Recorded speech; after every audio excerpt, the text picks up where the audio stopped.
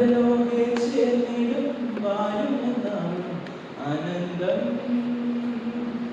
കൊണ്ടാടിയിടും. പരലോകെ ചേർന്നിടും വാഴുമെന്നാളും ആനന്ദം കൊണ്ടാടിയിടും.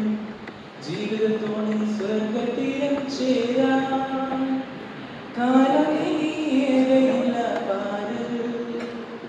കണ്ടിടും പ്രിയന്റെ പൊന്നുമുഖത്തെ പാടും ഞാൻ സ്തുതിഗീതങ്ങൾ.